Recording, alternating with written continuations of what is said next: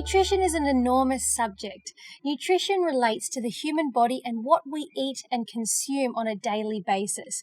So nutritious encompasses understanding exactly what it is we do in our day-to-day living to create or generate health or move us away from health. So nutrition is just understanding every single thing that the body needs biomechanically to survive. So nutrition can become from many different angles. It can come from a place of wanting to understand energy. It can come from a place of metabolism, recognizing nutrients and the nutrients we consume on a day-to-day basis, minerals, vitamins, phytonutrients, antioxidants. It encompasses everything that we need in order to survive and thrive. So without nutrition, without feeding ourselves with these macromolecules, we cannot function. So carbohydrates, proteins, and fats are essential for us to live and survive. Our body cannot make them on its own. So we need food in order to live and survive. But if we're not eating the correct food, the healthy food, the food that's going to help us to thrive, then often it can lead to imbalances in the body, maybe even potentially illnesses, chronic diseases, and poor behavior and mood instability. Food is fuel, and what that means is that without eating foods and without drinking certain drinks, we don't get the energy that we need in order to function. Our body requires energy in order to move and get out of bed and do the daily functions and the movements that we need to do. So that is why food is so essential for us to live and thrive. There is absolutely no perfect diet for everybody. We all have different individual needs. Some of us may have higher nutrient density needs. Some of us may have deficiencies in some areas. Some of us may have illnesses. We may have separate goals. All of us are trying to achieve something different. But when it comes to the basics of nutrition, yes, there are some basic principles that you can absolutely follow. But to say that there's a diet out there that's completely accurate for every individual is incorrect. A diet and nutrition is a multifaceted area that is continually evolving and growing over time. We all need to understand that because it is always changing, we need to be adaptable and need to recognize that knowledge is always going to be increasing in this area. So no, there is no diet that is specifically correct for any individual, and we always need to be malleable to the new scientific research and data that's coming out. Nutritional intervention is when you have somebody that comes into your life and assesses your diet quality. So it's generally a nutritionist or a dietitian, and they'll come in and they'll look at what you do in a day. So nutritional intervention can be teaching you about health literacy. So helping you to understand what is a good quality diet and what are some areas in your lifestyle that you could potentially be tweaking and changing to get the results that you're wanting to achieve for your goal. Now, there are many differences between a nutritionist and a dietitian. Nutritionists typically work with prevention. So we want to go out into the society and we want to help people to change before they get sick. We want people to understand what healthy lifestyles are, what they look like, and we want to prevent them from getting illnesses and chronic diseases later in life. Whereas a dietitian, they do wonderful work, and what they do is they typically, not always, but typically they work with people with health conditions. So they've already experienced or been exposed to chronic disease, illness, hypertension, cholesterol, and then what they do is they try and work with them with those illnesses and try and help them and get them back to health. So we work interchangeably. Dietitians can absolutely go down the sporting route and help. So can nutritionists go down the sporting route and help throughout the fitness industry as well. But we typically, as nutritionists, work with prevention and helping to increase the health in societies and populations from the beginning. We want to debunk people's beliefs and opinions and understandings from a young age and have them take that with them all the way through life. Whereas, yes, dietitians tend to often work with individuals that are potentially unwell. When it comes to parents and children and their nutrition, it can be quite confusing. So many children are picky eaters and they don't necessarily want to try healthy options. I have so many recommendations for mums when this is the issue that they're dealing with. Firstly, I'd find something that they do enjoy. What is something that they do enjoy eating? Is it an apple? What is it that they particularly like about that apple? Is it the sweetness? And if that's the case, let's try and build out some baked goods or some snacks to have on hand that they can use that incorporate apple. So you might make a healthy apple muffin, or you might make a healthy, apple slice, or you might start to try and work in apple with some nut butters and things. So it's always about using something that they enjoy and then expanding on that, and then trying to add in a little bit more variety around it, and hiding vegetables in certain foods to ensure that they're getting more nutritional adequacy out of their days, but not showing them that you're putting those vegetables in there, and just trying to slip in little things here and there to help to get those nutrients in. Depending on what someone's going through or their lifestyle, and so an individual might potentially not be able to get to the shops, they might not be able to cook. This might be due to mental health struggles, it might be due to the fact that they don't have the skills, they may not have the mobility or the ability to stand and cook for hours on end. But many people have the misconception that health is expensive and that cooking nutritious food is quite an expensive thing to do. Yet there are many ways that we can combat this.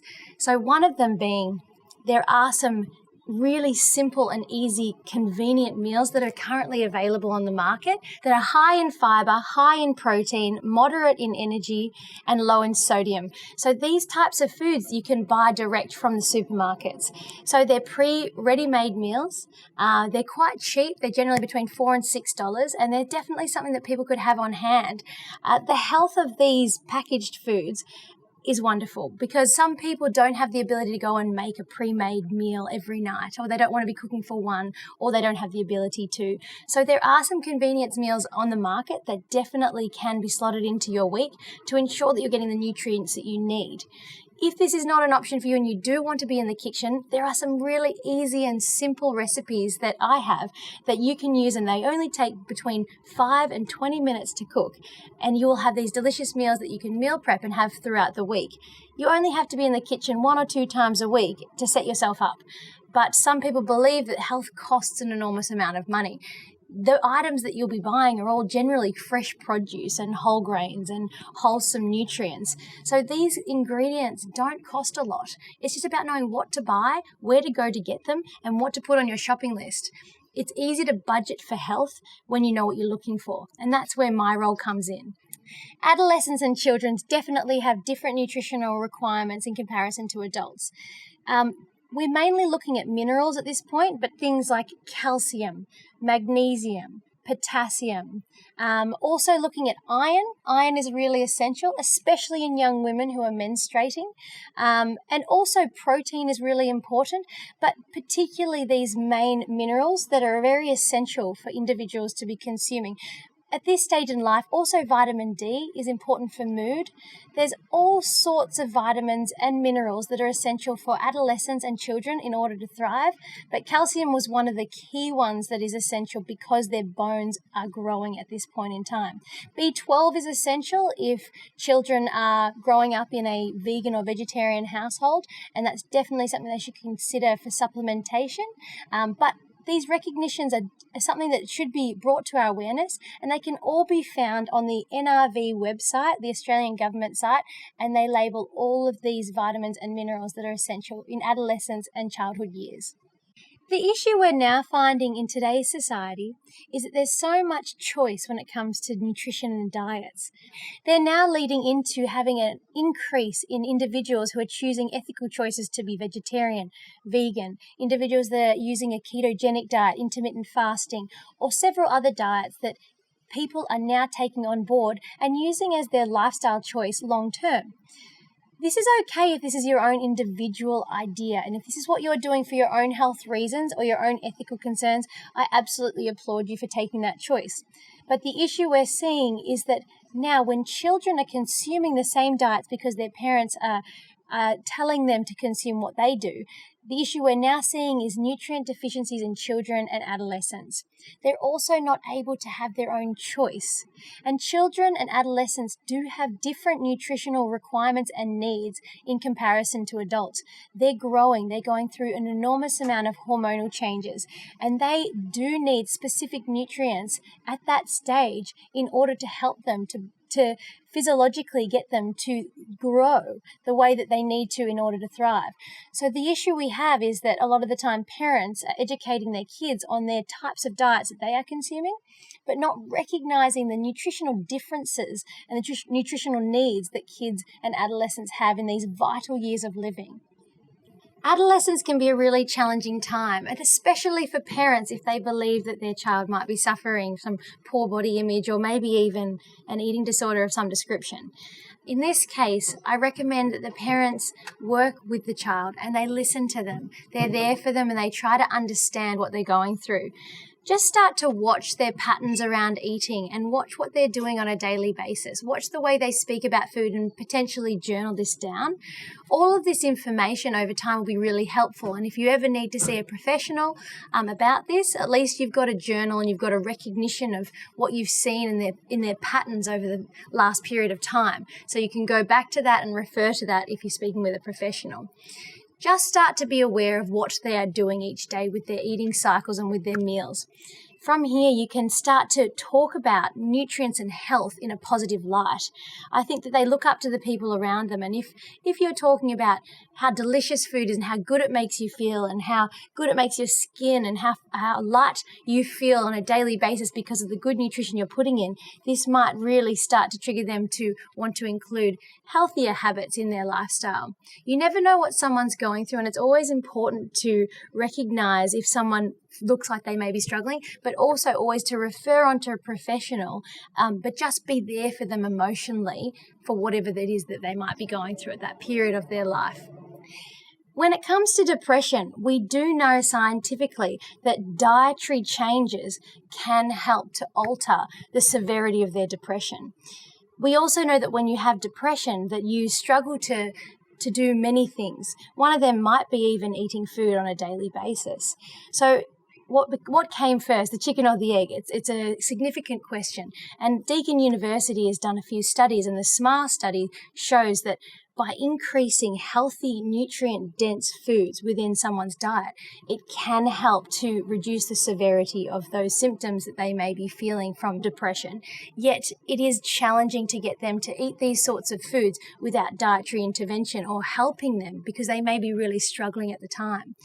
So it's really important that this information is out, that dietary changes can help to alter their mood, and that we've now in the last 2 years had some really significant science and research that shows that it does change significantly what they're feeling. But yes, the question is, how do we get them to consume more nutrient-dense foods? And this is definitely something that we're continuing to research, but it's just small things by getting them to try and increase the amount of fruit and vegetables they're having in their days. If they know that they potentially will see a great result from increasing the amount of nutrient-dense foods in their day, this might help them to make those small changes and to just try to consume a little bit more healthier throughout their day. High saturated fat diets have been associated with stress, and this is often because a lot of the time when you're having a high amount of fat in your diet, you may be having a high amount of processed foods within your day. Having a high amount of processed foods can definitely affect your mood and your behaviors throughout the day. So ways to combat having such high amounts of fat in your day is you might want to change up the fat intake and swap it out for high dietary fiber foods. This in turn will give you a much better result when it comes to mood and mood disorders and mood behaviors. So having high fiber in your diet helps to ensure that you have a happy colony of good, healthy bacteria in your gut. And this will ensure that you are giving your body what it needs to thrive. And it is also, as we know with the gut-brain connection, it is going to help to improve your mood substantially. So we might consider dropping down our saturated fat intake and increasing our dietary fiber when considering mood. The ketogenic diet, it's been getting an enormous amount of hype at the moment. And it's interesting, when you look back to where it was created and why it came about, it was actually for children that were struggling with epileptic seizures. It did help with reducing the amount of seizures they were experiencing. And this has been shown in many scientific research journals and articles. So when we look at why the population or why the general public would consider a ketogenic diet, we have to understand what it is and what it means. So a ketogenic diet is a high-fat diet, a moderate protein diet, and a low carbohydrate diet. So what that means is that individuals are consuming between 20 and 50 grams of carbohydrates per day. So to put that into context for you, 2 slices of bread and 1 banana is around about 50 grams of carbohydrate. So that's all that one individual could consume in a day whilst on the ketogenic diet. It's also ridiculously high in fats. So as long as you're consuming healthy monounsaturated fats, this is okay. But this isn't always the case when it comes to the ketogenic diet. A lot of the time, people are eating an enormous amount of saturated fats.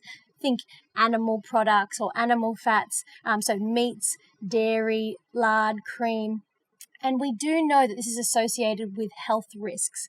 So yes, the ketogenic diet has been seen to work for a lot of people, but we just do need to be wary as to why people are choosing this diet plan. You've also got to remember that it does restrict you enormously. So imagine going out to dinner. Imagine going to a friend's birthday party, celebrations, events. You are now secluded and excluded from certain social settings because of your diet plan. And that makes me concerned about the mental health of someone and how much time they're spending thinking about their food and believing that potentially this is the only way that they can achieve the goal that they're set out to achieve. There are many ways to achieve that goal, and that doesn't mean restricting all carbohydrates.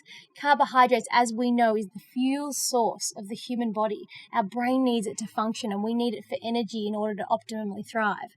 So therefore, it makes me wonder why we would stay on this plan long term and if it is sustainable. If you feel you can be doing this diet plan in 5, 10, 15 years and be okay with that, then go right ahead. But just realize there are some health repercussions that come with the ketogenic diet, and there are many other options and ways to achieve your goal.